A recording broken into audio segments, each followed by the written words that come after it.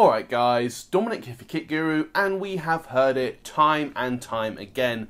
So many monitors on the market claim to offer HDR, but typically they just come with Display HDR 400 certification, which really means next to nothing. Cooler Master's 27-inch GP27U, however, really is a massive step in the right direction. So not only does this screen offer a 4K 160Hz IPS panel with quantum dot technology, but it's also massively enhanced with a mini LED backlight that has 576 dimming zones. So this is real HDR and it's offered at just £800 here in the UK, potentially making it absolutely fantastic value. Interested? Well, let's dive into the review.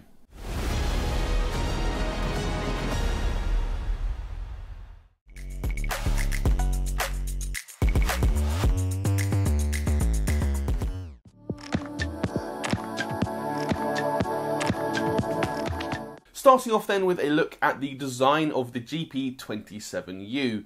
If you've seen any of our previous reviews of Cooler Master monitors, then the overall design language is pretty similar. The front of the screen sports slim bezels on the top and sides, and there's a chin measuring about 14mm thick.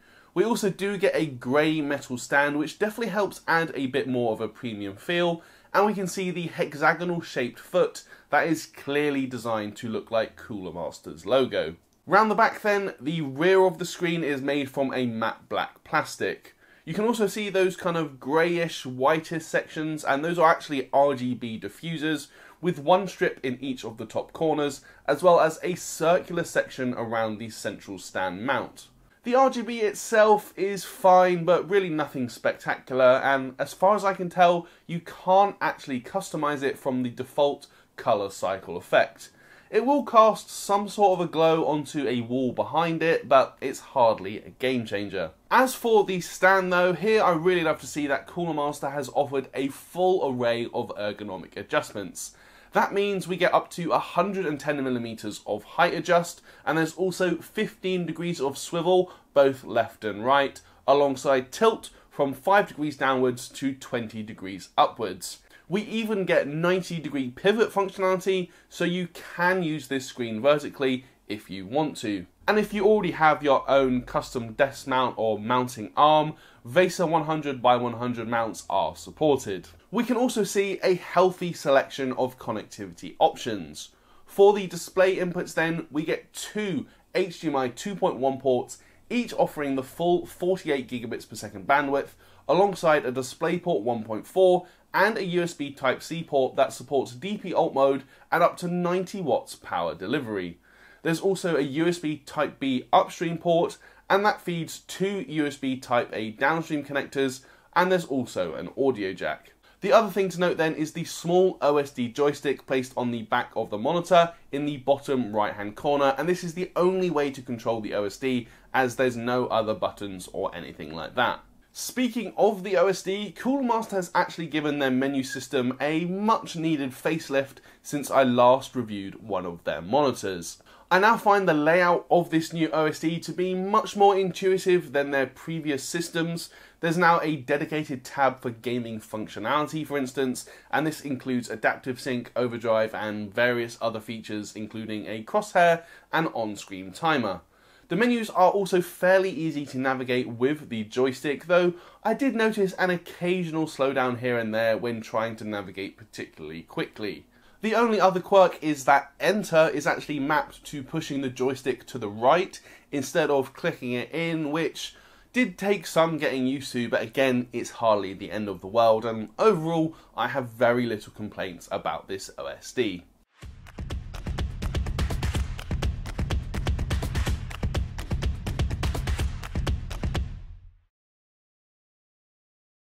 That's going to do it though for our look at the design, and let's move on to panel performance, where we're going to start off with our SpyderX colorimeter testing. If we take a look at gamut coverage first, this is actually an excellent area for the GP27U, no doubt thanks to the quantum dot layer that has been applied. We can see it boasts 100% sRGB, 100% Adobe RGB, and 98% DCI P3 coverage, and this is honestly one of the best results we've ever seen. As for brightness then, the GP27U was able to hit and even slightly exceed its rated luminance, with our measurements showing a peak of 609 nits in SDR mode. Granted, the minimum of 79 nits could be better, but I really do think it's great to see just how bright this screen can go. Contrast is very decent for an IPS panel as well, hitting 1100 to 1. Now, that may not be at the same level as a quality VA panel, but as IPS screens go, this could be a lot worse. Out of the box colour accuracy as well is highly impressive. I recorded an average delta E of just 0.57. That makes it one of the best results we have ever seen, and we actually saw very little difference once we'd calibrated the screen ourselves, so big kudos to Cooler Master in this regard. Of course, considering this is a gaming display, we really want to find out exactly how fast it is, which is why we look at response times using the open source response time tool as developed by Tech Team GB. The GP27U features 4 different overdrive presets, as well as a dynamic mode, but I also love to see that Cooler Master has included a user configurable setting, and this lets you select an overdrive value between 0 to 100 if you want that super fine control. Starting our testing then at 160 Hz with overdrive turned off. An average grey to grey response time here of 7.95 milliseconds isn't actually that bad.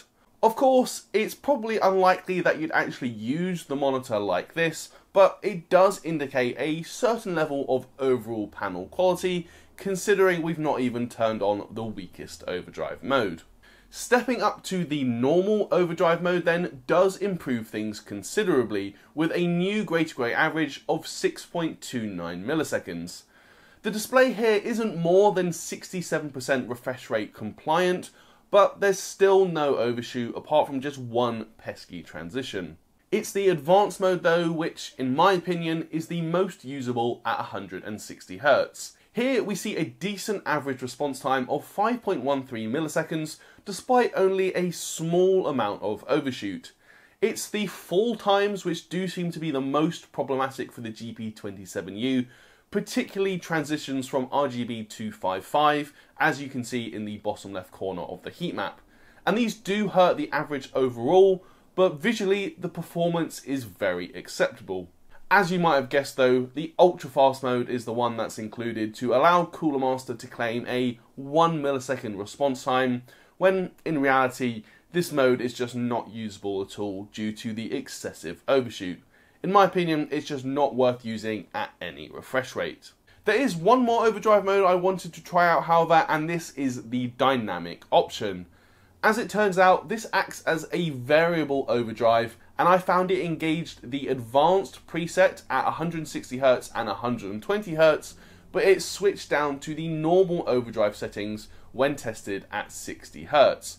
I actually ended up using this mode for my personal gaming sessions on the GP27U, and I honestly couldn't fault it, so it's definitely worth using. Looking at the average figures then, taken using the best overdrive setting at a maximum refresh rate, the GP27U does pretty well overall. Granted, it's not going to be super fast like an OLED panel, but the 5 millisecond average is at a similar level to the fastest 4K 144Hz screens that we've reviewed, while it's also noticeably faster than some other models like the Asus ROG PG32UQ and Corsair Xeneon 32 UHD 144. Moving on then, one of the biggest selling points for the Cooler Master GP27U is its mini LED backlight, allowing for 576 dimming zones, and the screen also comes Display HDR 1000 certified, while Cooler Master claims a peak brightness of up to 1200 nits. That means this screen has real HDR hardware, and it really does make a massive difference over the typical edge-lit solutions that we usually see around this price point. I did my testing using the high local dimming setting, and this offers the highest brightness, and I've also done my best to show you some side-by-side comparisons, but honestly, in my view, I think good HDR is one of those things that you really need to see in person to appreciate properly. Unfortunately, my SpyderX isn't capable of any real HDR testing, but in subjective terms, I think it's safe to say I have been seriously impressed by the GP27U. As much of a step up as this is over an edge-lit HDR solution, there are obviously 576 zones, which means it's not a per pixel dimming solution as you would get with OLED. This does mean that there was some blooming visible in my testing, but really it was very minimal, and honestly it didn't bother me while gaming. On the flip side though, the brightness is very, very impressive indeed. It resulted in some pretty searing highlights in certain situations, and I personally love how the neon lights really stand out in Cyberpunk 2077. That's also aided by the massive boost of contrast you get from these dimming zones, giving those blacks a much more inky kind of deep look, as well as a slightly more overall saturated appearance. There is, however, a pretty unfortunate issue when using HDR with the GP27U. Now, you may have seen that when this screen first hit the market, it launched with a firmware that just would not support HDR and adaptive sync enabled at the same time. Cooler Master did release a new firmware in December, however, and this is the one I've been using for all of my testing, and this does let you enable both HDR and adaptive sync at the same time. The downside is it does result in some noticeable flickering.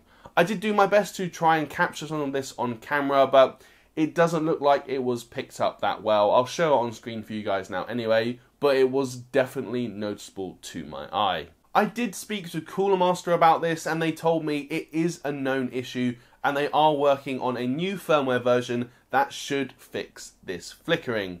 It's also worth pointing out that it's only a factor when both HDR and adaptive sync are enabled, so if you disable one of those then you won't get the flickering, but of course that really is a very unfortunate compromise. More generally though, I'm sure a few of you are wondering about a 4K resolution over the 27-inch screen size, so I figured I may as well chip in with my 2 cents on this topic. Absolutely, in my view, 4K resolution is best suited to a 32-inch panel, where you still will get a higher PPI than something like a 27-inch 1440p screen, but you also of course get more screen real estate.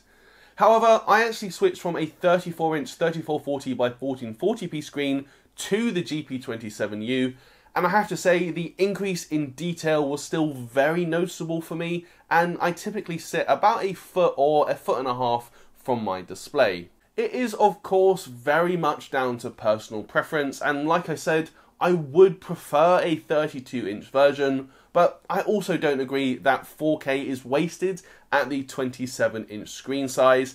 Everything looks super sharp and I absolutely love the text clarity. We also get decent viewing angles as we'd expect from an IPS panel. I wouldn't say they're the best I've ever seen, as I did notice colours would look a touch washed out from particularly wide angles, but as this is a 27-inch display, realistically you're just not going to be viewing it side on. There was also just a very small amount of backlight bleed on my sample in the bottom right hand corner, but this was very minimal and honestly not a concern while gaming.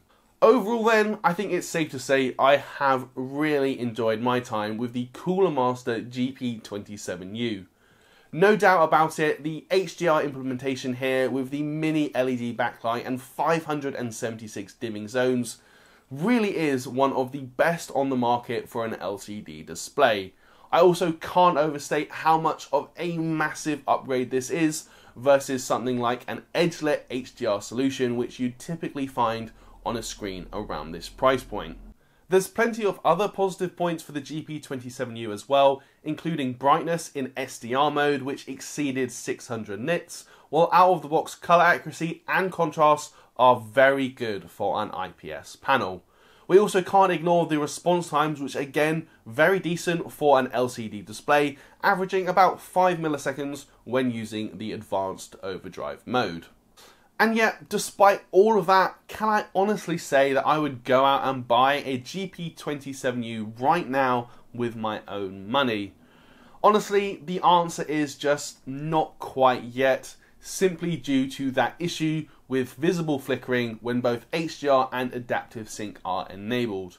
Cooler Master has assured me they are working on a firmware fix, but I really would want to see that for myself and make sure there's no other potential side issues as a result of that new firmware before I can wholeheartedly recommend the GP27U.